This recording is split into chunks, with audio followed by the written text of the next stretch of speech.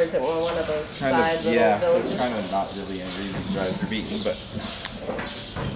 There's a lot of places like that. Speaking of Beaton... That's so funny.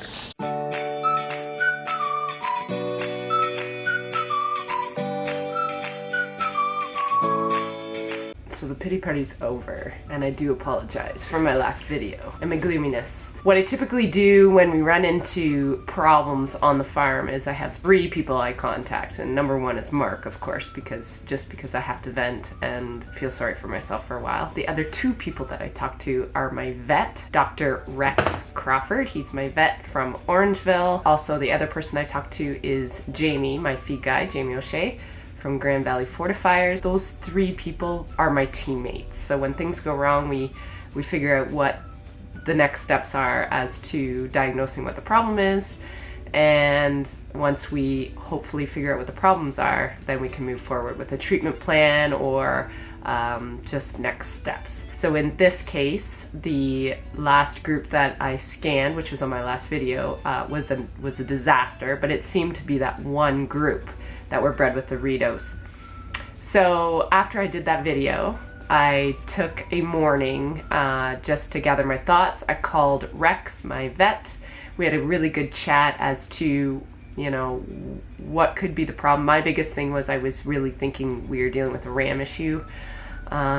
He agreed, yay, and we decided to do some semen testing on those rams. I've never seen it done. The only semen testing I've seen done are on bulls, and that's thanks to Cody Creelman's videos, vlogs. That's the only place that I see this done. I've never seen it done on sheep, on rams. Ram testing was interesting, very interesting. No romantic music, no red wine was needed. Is it on? Yes. Are you doing a scrotal circumference? Just want to see it.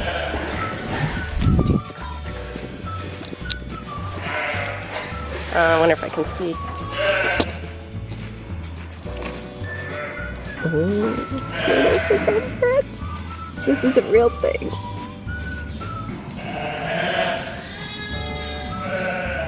$36.5. Is that good? Yeah. Nice. Cool.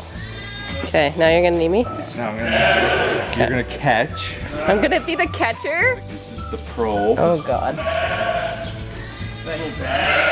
No, because so you get it pecker out.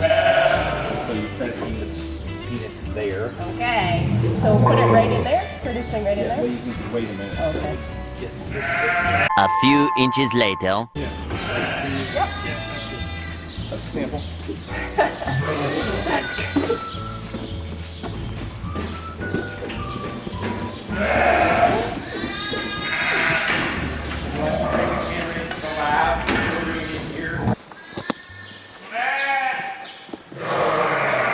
Sticking to my office.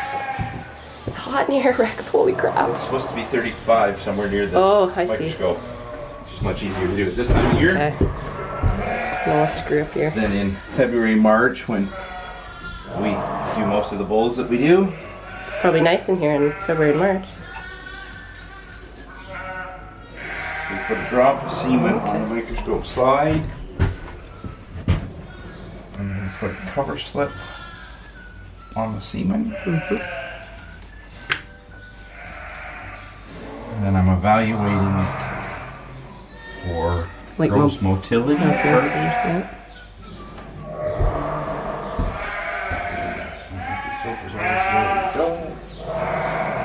So ram semen is very, very concentrated.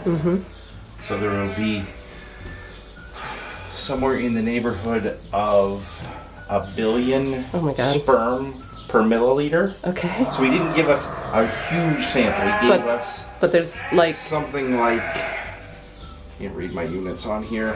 He gave us something like 3 milliliters of sperm. And so he gave us something like 3 billion sperm. Nice. When he did that. So when I'm evaluating that, so it's actually doing a thing that we call swirling or a wave Sinelli. Okay. So it's in there doing this. Okay. Because there's so many of them bumping into one another that they're actually starting to move as an motility is lovely. Oh, good. And so then the next thing we do is I will stain a small sample and try and look at individual sperm to see if they are formed normally. Okay. I wish I could see it with the camera. Might be able to find a sample on YouTube somewhere. I'm just going to take your word for it.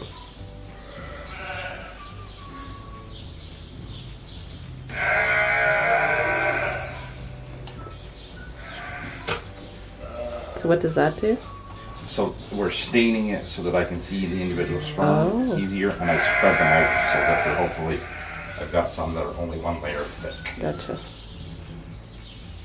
Do you semen check many rams? We do not semen check very many rams, probably not as many as we should. Right.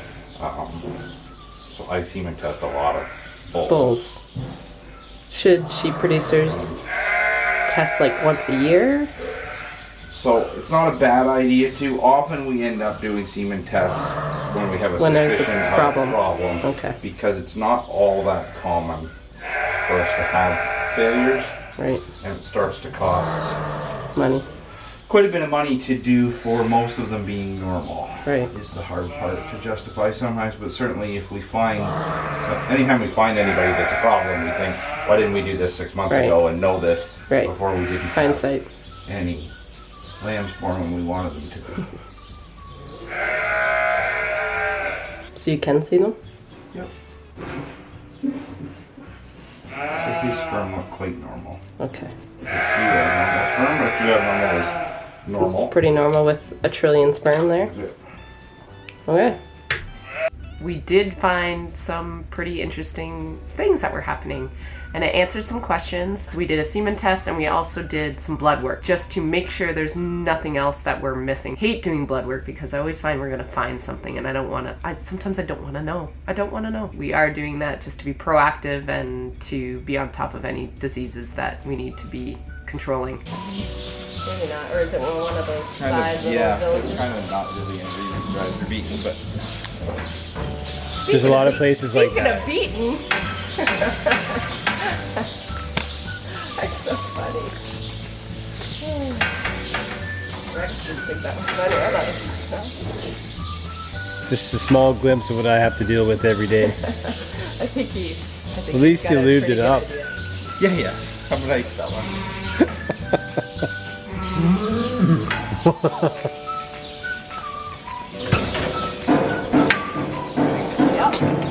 Happy?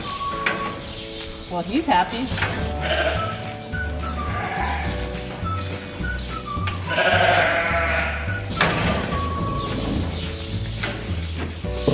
It's make me want to leave, really.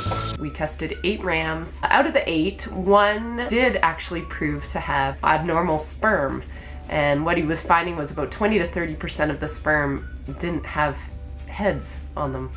So I guess they were little spermies swimming around with just tails only.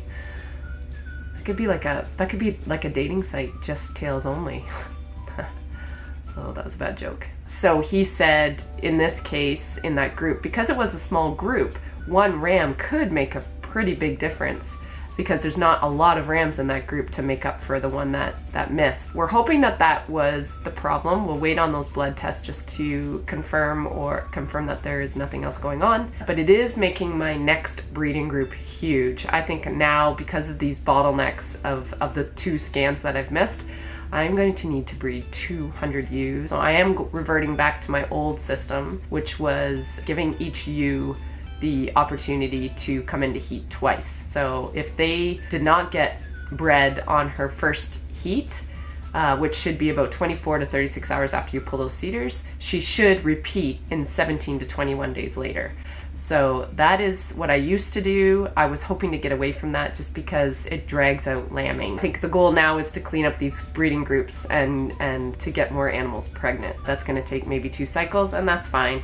And they're coming into in-season, so we're hoping that will help as well. What I would really like to just emphasize is the fact that sometimes you feel like you're the only one making the decisions, and sometimes it can be very overwhelming. In my case, I do rely heavily on my vet and my feed guy and my husband. I can confirm things in my head or think things are right or good, And sometimes, even though I don't want to hear it, having that other opinion and that other set of eyes makes a huge difference in your flock. Thanks to everyone that has commented and tried to help on that last video. The amount of support and comments and suggestions was insane. So thank you for that. Thanks for watching. Take care.